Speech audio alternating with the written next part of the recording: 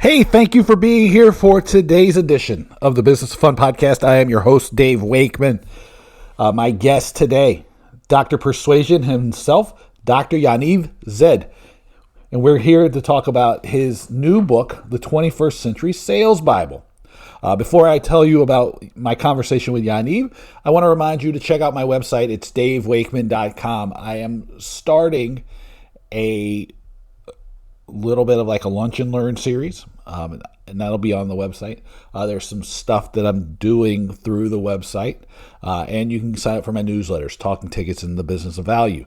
If you don't get Talking Tickets already, I don't understand how you've even found this podcast. It'd be amazing. But you can also get it at talkingtickets.substack.com, and that's everything about the business of selling tickets and live entertainment.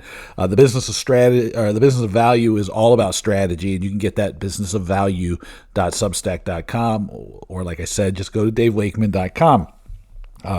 So some new exciting things going on. I hope that you will send me an email.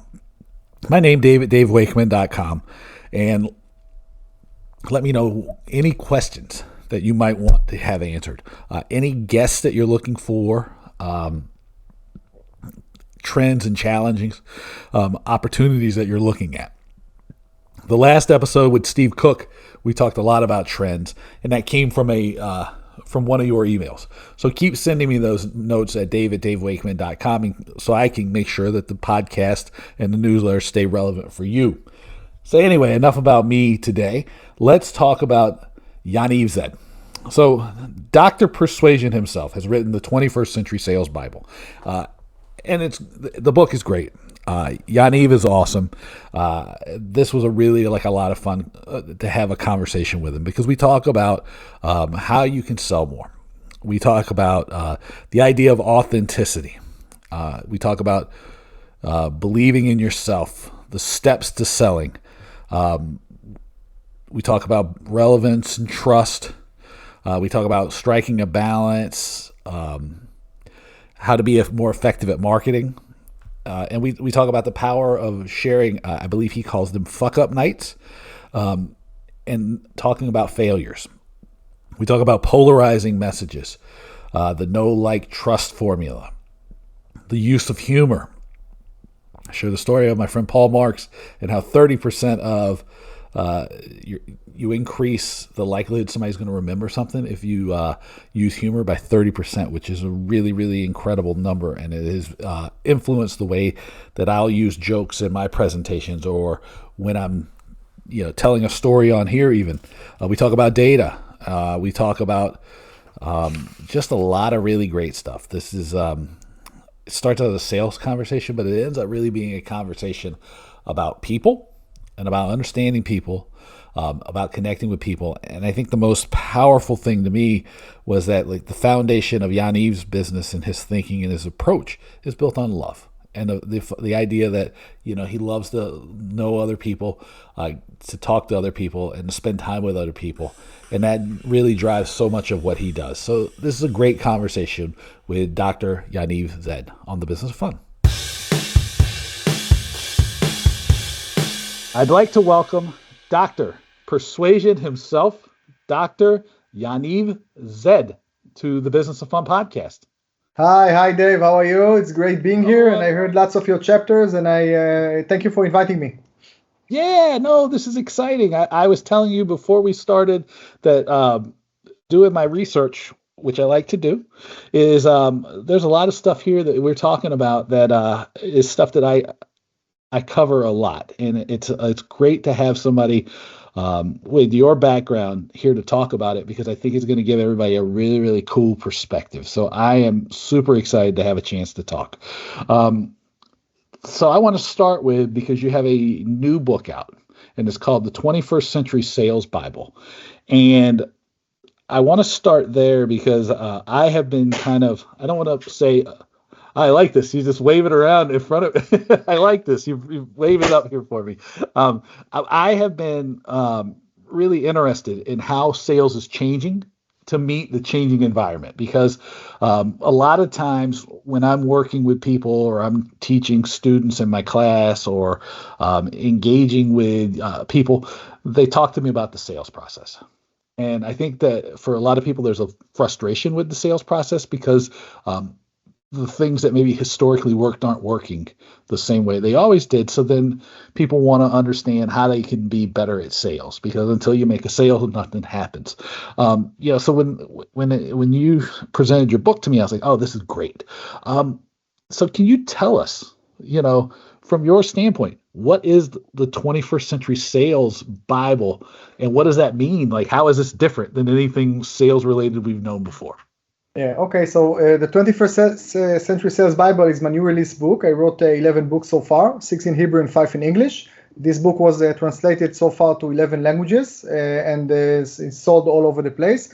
And it's about 10 chapters, 10 commandments on how to become the best salesperson and best manager you can be, how to move people to action, how to make clients buy from you and not from your competitors, how to build your brand, your personal brand, which is something I think is very relevant in the 2024 and the following years, because today people buy from people, not from businesses, and they buy from you if they like you and they trust you and they know you, and then they rely on you, and then they will choose you and not other people. And I'm talk about a lot about authenticity. So you said what is the difference now and 10, 20 years ago. I've been doing this, business consulting and lectures and workshops about sales and marketing and presentation and negotiation for the last 20 years. And certainly the climate is changing, and the market is changing. And today I would say that clients, they have a fake radar or bullshit radar, that if you say something that is not authentic or it's not true or based on data that is not true, then people will notice it.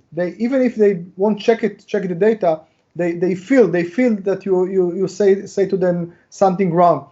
So today I talk about being authentic, because most people, when they hear the word sales, they think about negative word.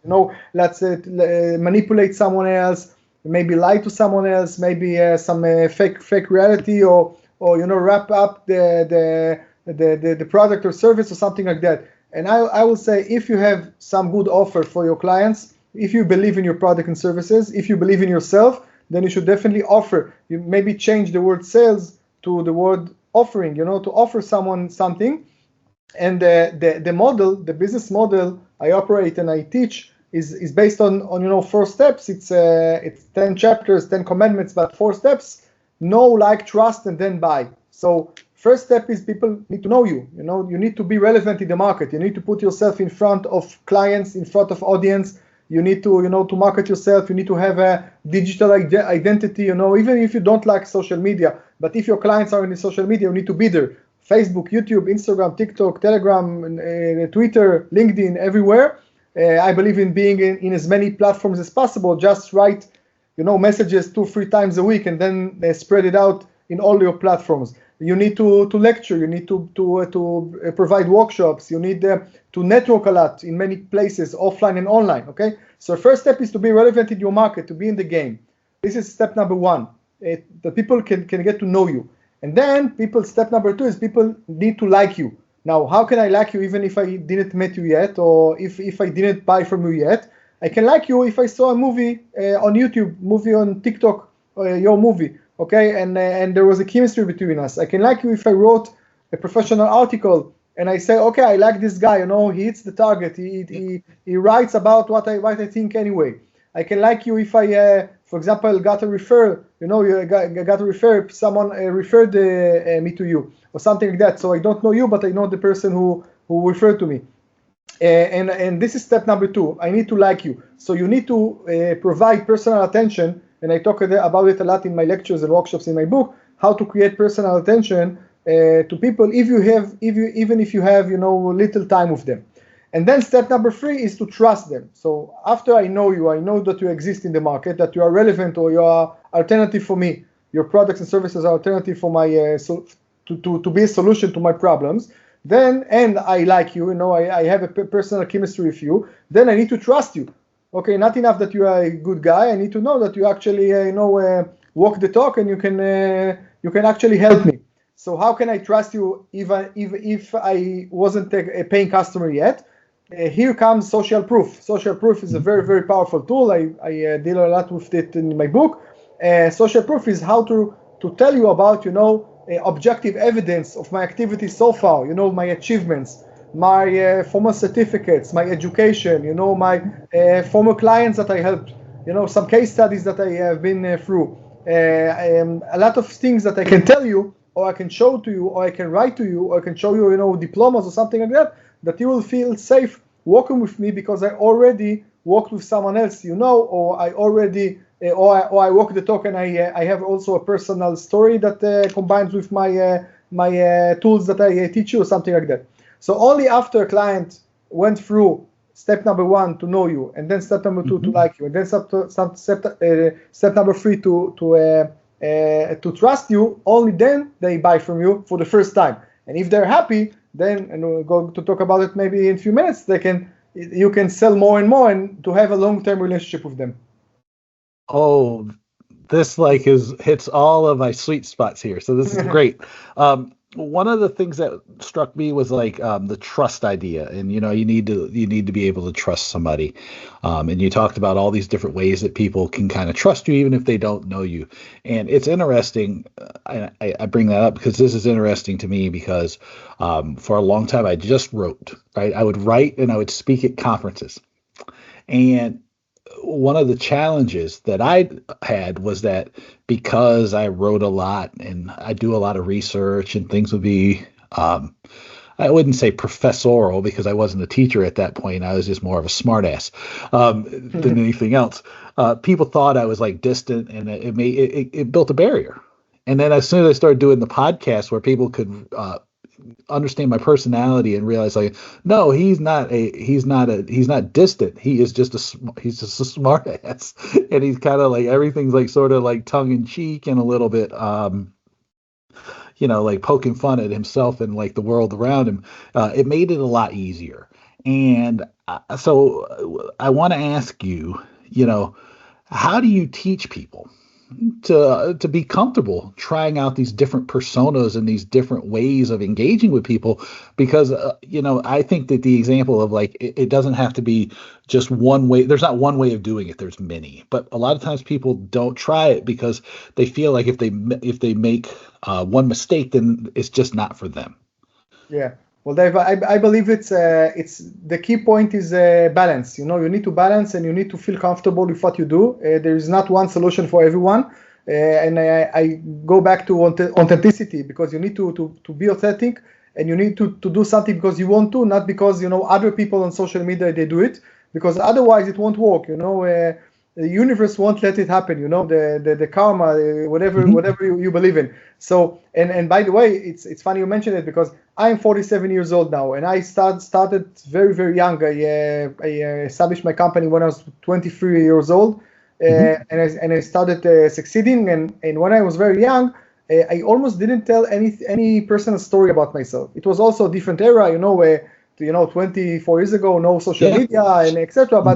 But I didn't tell. You can hear lots of my lectures, and you couldn't tell if I am married or single, gay or straight, have kids or not kids, what are my hobbies. You didn't know anything about me. I focus on professionalism. I said to myself, when you came to hear a lecture about public speaking or about persuasion, I will provide you tools about persuasion. What do you care about me or about my personal stories?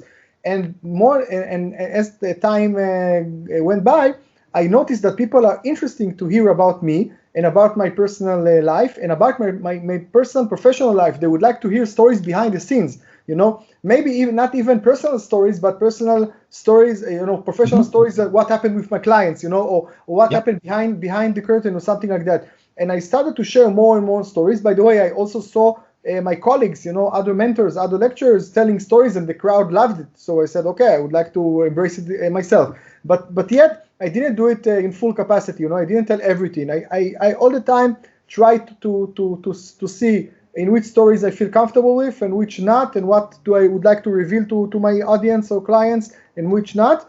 And today I'm more open than I was 10 years ago, and 10 years ago I was more open than 20 years ago. But still, I don't reveal all the information. But personal chemistry, personal attention, of course, if people feel comfortable talking to you, sending you email, approaching you, or even engage you in the social media, then it's great. and we don't just sell our knowledge, we sell ourselves as well, because knowledge is everywhere. You can feel the internet is full of knowledge and full of practical tools, but every one of us, we bring a unique perspective. For example, I'm Jewish business person, I'm from Israel, startup nation, so I bring a very different perspective, unique perspective than you. For example, you're born American and from Washington.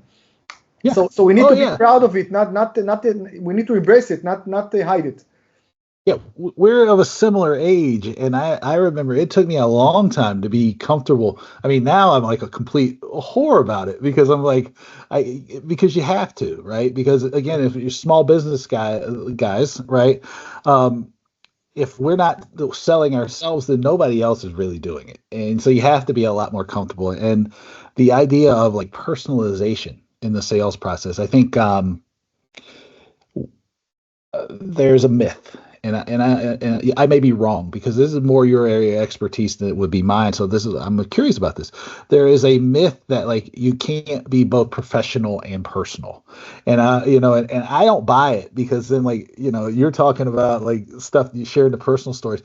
It's like people come up to me at like a conference or like class or wherever, or like even people I work with, and like haven't done any of this stuff. They ask about my dog, Penny the Bulldog. They ask about my son Cormac, who's like in his soccer career, because I talk about his soccer career all the time, and they ask about my partner Catherine, because they know about them because I talk about them, right? And this, again, I'm not telling you everything, but I mean I am like opening it up a little bit, so that like my dog is nuts, so everybody wants to do it. Is that barrier between professional and personal? Is that as important as people sometimes think it is, or is it sort of like a needless thing that people do, is like more like a defense mechanism? I think it's connected. Personal and professional life are connected, especially if you are a one-man show or you're a personal brand. By the way, today also big companies, they also do personalization, personal branding. For example, Jeff Bezos from Amazon, okay? If you are an Amazon client, and probably you and I are Amazon clients, we're never going to meet probably Jeff Bezos, he's not going to talk to us on the call center or something like that. But we know a lot about his life, Mark Zuckerberg and all the other leaders. So today, even companies, small, medium businesses and big companies and huge organizations, they put on front, the CEOs, the CFOs, in the public. And if you see a startup, on TV, usually they interviewed, the one who established the startup or something like that. So today it's a very, very effective tool for marketing. So especially if you're a one-man show, but even if you're a big company, then you are the product. People buy your knowledge. They would like to pick up your brain, but they would like also to hear it from you. Okay. And by the way, I have a dog and I have 2 sons. Okay. And I almost don't talk about here. I'm going to reveal a secret, because I usually don't talk or write about my dog or my 2 sons, and people don't know them and don't know what they're about. Yeah. Sometimes I have clients who I feel connected to or close to, and we're going to talk to show information because we both have dogs, we both have sons with a parenting dilemma or something like that. But most people, they don't know about this personal data about me. So I think everyone should find their own balance. We agree that personalization is important. We agree that we can share. We need to share some personal information about us, but everyone will choose their limits and their lines. Yeah, I don't even know where it came that I started to I felt more comfortable. I mean, and again, it's like it is there are limits. Like, everybody doesn't know everything, but I mean, I do feel comfortable talking about some of these things, right? Which is because there also is and I think this is similar for you and me, is because it's we're maybe one-man shops. I don't know if you're a one-man shop, but then it's there's that holistic thing. And so I get it. I think to me, the most important thing that I want people to take out of this is don't be afraid to introduce that personality, because a lot of times, even it's a lot of the people who listen to this podcast historically are selling sports and entertainment, the theater. It's a really good opportunity for you to connect with people about what you loved that got you into this thing. Yeah, What you still love about it, right? How it plays for you, because you forget you're so close to it and people don't have the same connection to it. And I think, to me, when we talk about personalization, it's a way to build a bridge, right? It's a way to like make, you said people are buying our expertise, which is 100% true in our point of view. A lot of times, because you're the expert, that there is there can be a gap, a distance between you. And I think what that means is that, like, people, you expect that people know exactly what you know, even though it's not the truth. So using the personal stories can make it easier to bridge that gap. Or am I wrong? Yeah. Oh no, you are right, because people would like to hear, behind the scenes stories. We are all curious. By the way, there is a line of lectures in high tech in the high tech world. It's called the fuck up nights. Okay, fuck up nights is a line of lectures. Entrepreneurs, they tell the stories about about failures, about the way they've been through, about the lab hours, the things that usually the media don't coverage, and people don't talk about it. Now the twist here is usually it's in my first company I lost $100 million for my investors. My second company I got divorced and background. My third company is called Facebook, something like that. So usually it's not like first company I lost $100 million. Second company I got divorced and background, and today I'm homeless. I live next to your door. Something like that. Usually it's a failure, success. But people they need to know about this, this mechanism, and about the lab hours. It's something very interesting. I tell my clients all the time, and this is very important for our audience: be Batman, not Superman. Okay. Now, what is the difference? Because Batman and Superman, they are both superheroes. They both look like human beings. But actually, Superman is not a human being. He's, he came from another planet, for Krypton, and he's not human being. So if Superman will have a workshop how to fly, and I will sit in the first row and write everything and listen to everything, and he actually is going to explain: go to the highest building, go to the roof, check the wind, check the first step, something like that, and I will do exactly what he says. I'm going to fall because I don't have the power. But if Batman is going to deliver a lecture how to fly, and then he's going to tell me, well, Yaniv, I was exactly like you. Even I have worse life, because the Joker killed my parents, murdered them when I was young, and I fell into a cave, and I was afraid of bats and afraid of darkness.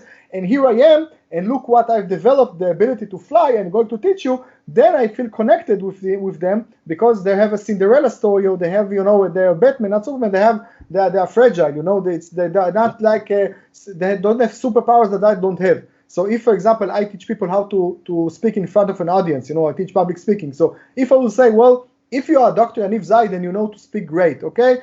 Oh, shame on you that you didn't born Dr. Yaniv Zaid. So never mind. But no, if I say this, I won't have clients. But if I will say, look my way, I also felt embarrassed at the beginning. I also improved myself. So let me teach you the way I did, and then you can feel connected to me.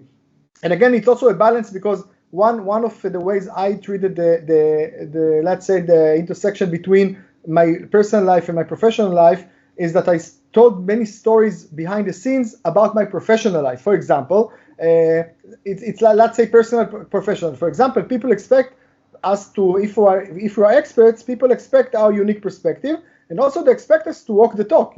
So if I, for example, a marriage consultant, I better not be divorced 5 times, if I consult people how to stay married, okay? Or if I, for example, teach diet, lectures about diet, maybe if I am fat, it won't help my business, okay? So what I told stories about, for example, how I sold my car, okay? Because usually when you sell your car, immediately you give a discount, and usually you sell it in a lower amount than what you bought it, or something like that. But I always manage to sell my cars in a higher number than what I bought a few years ago. So this is a story that I tell my clients in lectures, and it's a personal story, but it reflects of my capabilities in sales and marketing, and show my community that I walk the talk. 100%, because when I talk the personal stories, branding and strategy, I go, listen, I'm a one-man business in Washington, D.C., and yet I've worked with people all over the world. So I was like going, if I don't understand, I was like, how hard that is to do. Yeah. So if I know branding and strategy, right? And it's exactly true. Now, one of the things that I keep hearing here too is, it's a lot of, you're talking about framing, right? And you're talking about, your mindset and the way you approach the processes. One thing I did, you cover in your workshops and you talk about a little bit is getting the ability to get people to snap out of the wrong mindsets and the wrong frame of mind. I think you call it Yeah. polarizing messages. Yeah. Can you Yeah. talk to us about that? Yeah, I think in every business, especially if you are, if you work alone or with few employees, but even if you run a big company, and I also work with big companies and small and medium businesses, the positive thinking is very, very important, and to be mental strong, I've come from Israel. We are at a war for a year from now, but our economy is struggling, but it's in a very good shape relatively to the fact that we are surrounded by enemies and we have seven front lines and a war or something like that, because we are built to be mentally strong, So this is something I teach everywhere, how to be mentally strong, because there is always the challenges in life. Even if in regular life you have personal challenges, professional challenges, you have things that you didn't expect. If you are self-employed, if you are small medium business owners, you know the feeling. If you are a big manager, that every morning you come, you have a plan, and then everything is not usually according to your plans. And if you take COVID, for example, that shook the world, and you see wars, you see climate changes, elections, everything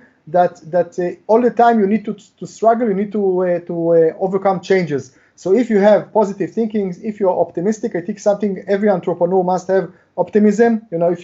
I work a lot with startups. If you build a startup, you try to raise money, to raise capital. Obviously, you have to be very, very optimistic, because you're going to change other people. You invested time, money, and energy for the last 5 years in your product or service or idea, but you need now to persuade someone else to invest in you, to believe in you. Then if you won't believe in yourself very, very strongly, and if you won't be optimistic, and with positive thinking, it won't work, because people are they react to positive energy and to negative energy as well. So it's something that I teach, and I repeat over and over again to my clients. No matter, all the time I'd say, if you have a plan, then go with your plan. Never mind, the banks, the government. Don't wait for everyone. Don't wait for the climate to change and the government to change and the taxes to get to be lower or something like that. Just create your own reality and be the best version of yourself all the time. This is something very important in my eyes.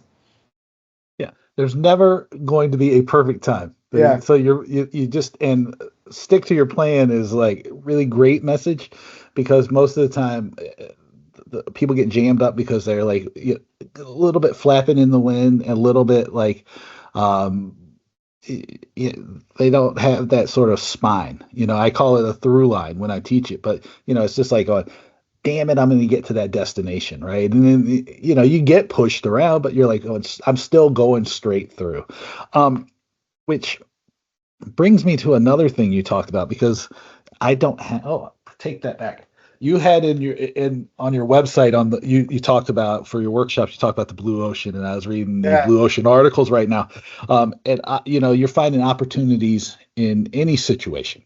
Yeah. I think this was probably, like, for most people listening, this is going to be like a little more of a personal question. This is for me, not for Okay. not for people listening. So, but how do you get people to understand this? Because I have a take on what I think the blue ocean means, and it doesn't matter how you do it, because when I teach a workshop, I talk about, like, oh, and listen, you got to have an understanding of why people are buying from you, why people are picking you over the whole rest of the world, which is blue ocean, or whatever you call it.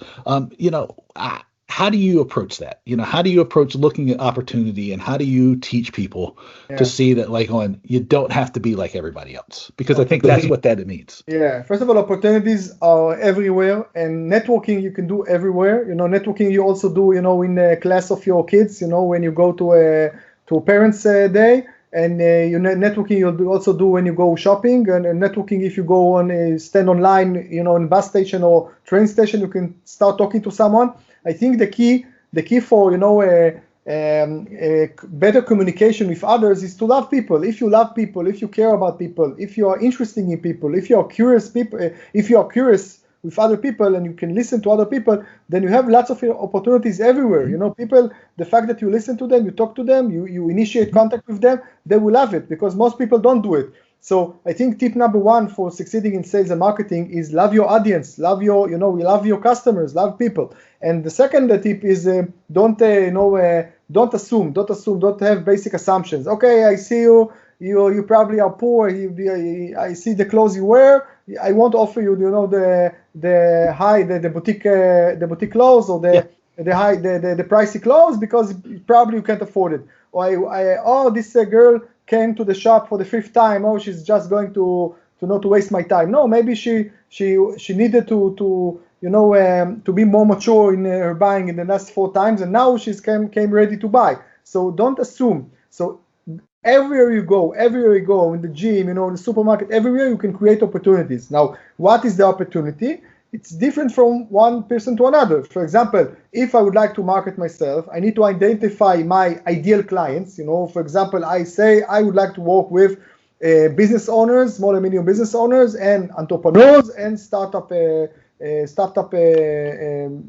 entrepreneurs or something like that. Okay, so what I need to do is wherever I go, I need to open my ears, open my eyes, and look for those guys, so I can find maybe, I can sit next to a parent in my kid's, ceremony and start talking to them, and then she will say, oh, my husband just opened a company or something like that. And then I can share some information, send some maybe materials later, and maybe we can have, again, we talked about know, like, trust. So there is one person sitting next to me already. I didn't do anything for this to happen, but it's an opportunity. The universe sent us help. So now they know me because they know what I do, and I send some marketing material. They like me because they feel comfortable with me, because we have something in common, because both our kids learn in the same class. And they trust me because now they saw some social proof of mine, because I sent them some documents. Okay, so now they will prefer working with me, a neighbor who they know and they see every day in school, than to just Google some consultant and go to someone else. So again, networking meaning to have a great net of connections, personal connection, professional connection, business connection. So just go and look for the opportunities. And another tip I also give all the time to business owners or to managers is go outside of your office, go outside of your house, meet people, even if in the digital era. Okay, especially in the digital era, there are many opportunities out there offline, because many people, I call it they stay behind the screen, they hide behind the screen. Yeah. So and it's more comfortable, by the way. Yeah, but there will be a connection. For example, we talk on Teams, on Zoom. We see each other on the screen. But if we've met and we broadcast it together from the same studio, then some magic would happen. Because if you meet people face to face, something else matters. I know I lecture offline and online, and do lots of Zoom or worldwide lectures, and also I go all over the world to lecture. And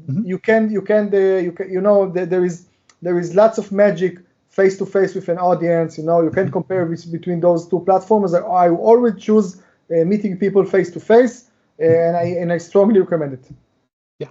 Oh yeah, that's it can work either way. And what I found the secret sauce is like to use things like this. So then the next time I'm in Israel, I have a new friend that I can hang out with and meet. And so I try to always I look at it like a loop. And keep it going, because it's great, because there is like real magic in just being able to go have a coffee with somebody, go have a lunch, go have a drink with somebody, go do whatever. I take walks with people too when I'm out in this thing, whatever. It's great, and so getting outside is by the way, totally awesome. The digital era did open us lots of opportunities that weren't exist before. For example, I have many people that I connect for years, and I haven't met them personally. We connect by Zoom, we connect by phone, we connect by emails. We have great connections, but we didn't met even once face to face. Okay, because they live in a far country, or because we don't have time or something like that. So, and still we cooperate, still we refer to each other clients, still we we host each one in the podcast or something like that.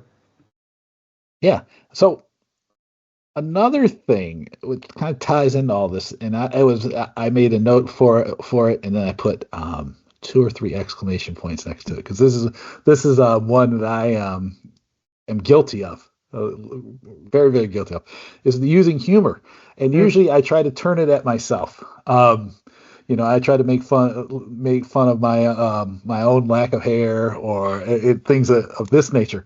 How do you teach people about humor? Because it's kind of it can be tricky. Yeah, humor is a very powerful tool, by the way, and everyone can be funny.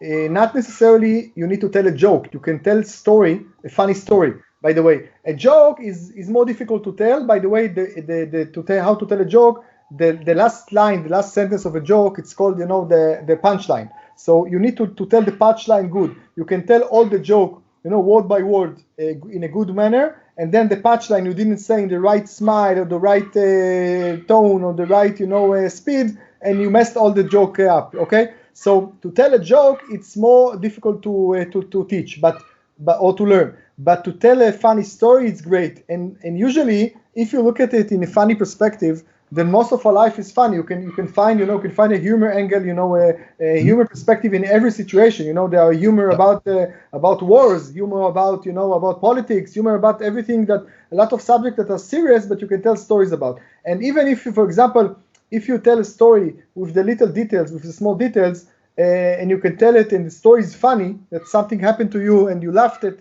then share it with everyone. Because if, for example, I had a connection with some client and he was very satisfied with my service, okay? Who knows it?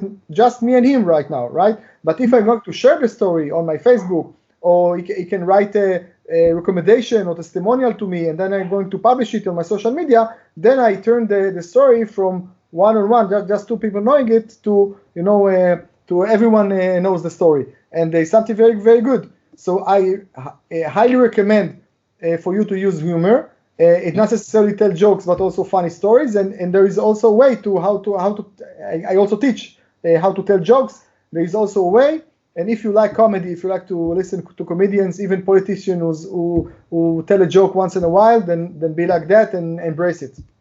Yeah, I have a friend, a guy called Paul Marks, and Paul Marks taught me about humor because this is what he studies. He's Dr. Paul Marks, even. But 30% increase in your ability to retain information, but if it's wrapped in humor. And I was like, so ever since then, I have been like, let me figure out a way to make something humorous out of this. And so I bring that up because you Yeah, also talk about the right ways to use data to make your point. yeah, So I've just tricked everybody by telling them it's 30% increase in retention if you use some humor. yeah. But what about you? What's your relationship with data? Because I sometimes struggle with that because I have a lot of data. I do a lot of research. I get a lot of numbers and a lot of research sent to me. Um, how do you teach people to use data? Because I feel like we're overwhelmed by it, and like using it well is the difference between productive and overwhelming, at least to me. Yeah. Yeah, so first of all, I did lots of research and I studied lots of data, and also I consume lots of data. But when I use data in lectures and workshops, I usually tell stories. I don't try to talk about all the research and all the data because it will bore the audience or it will bore the other party. I always try to focus on just the relevant information for the other side, whether it's many people in lecture or one-on-one. And I also tell stories about the data. So, by the way, if people they trust you and people look up to you and they say, "Wow, he's a doctor, he's a professor, he's a psychiatrist, he's a psychologist, psychological or something like that, Mhm. or he's very good at what he does, and I can understand him, and the messages are clear, then you are even more admired, because if you're someone with no education and you tell simple stories, then it's Mhm. obvious. If you are a professor and you will say, Samalat, don't talk about the data in a not so precise manner, then it's also obvious. But if you are very very smart and you manage to explain things to people that are not from your area, then they highly appreciate it. So I use data just what is relevant for the target audience, and I try to keep it as simple as possible and try to tell lots of stories. because again, stories and jokes. People they keep the audience or clients, they keep them awake, they keep them understand, they have personal chemistry, and they feel related to you. Because if you are, just someone far that knows lot more than me in a certain area, I'm not connected to you. But if you manage to teach me things that I didn't know before, and I can teach them others, then I will remember you for life. By the way, this is also a tool for viral marketing, because if I taught you something that you didn't know, and now you can remember the story, the data, and you share it with others, then you will sit, with your spouse few days from now, or with your students, and you will say, well, I heard a lecture by Dr. Yaniv Zaid, and he mentioned a very, very funny story, or he mentioned some data. Let me tell you about it. And my name came up, a few days from now. So you are now good ambassador for me, just because you learned something new from me. Yeah. Oh, 100%. It is the stories and the jokes and the connections. It reminds me of this thing that I'm sure you do cover it, even though it's not something that like you maybe talk about regularly, is a lot of times people feel like they have to lord their knowledge over everybody and like talk in an elevated way. And I've always, and sometimes people will go, well, you teach it to us, or you make it seem like it's like a third grader. And I go, well, then I've done a really nice job for you, because what I've taught you is actually pretty complicated, Yeah. Yeah. Is that similar to the way that you approach and I know it is, because I've just talked to you for about 45 minutes. Yeah, everything is connected, because it is exactly what I said earlier about Batman and not Superman. Because if I'm Superman, if I'm very, very smart and very, very highly educated in this field, and you won't ever reach my level, okay?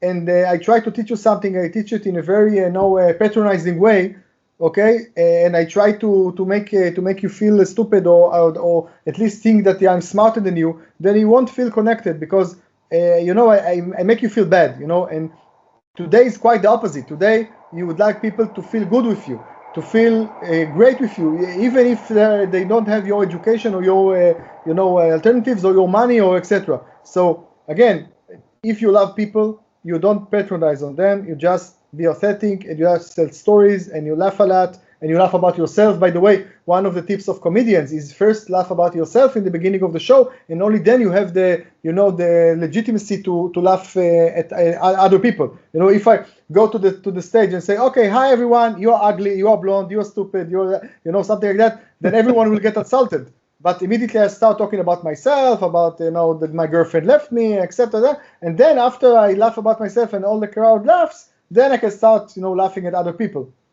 I have legitimacy. Yes, absolutely. Well, let me ask you this before I let you go. I'm sure that people are going to want to buy the book, the 21st Century Sales Bible. Yeah. Oh yeah. I want to make sure I wrote it down. But where else can people find you?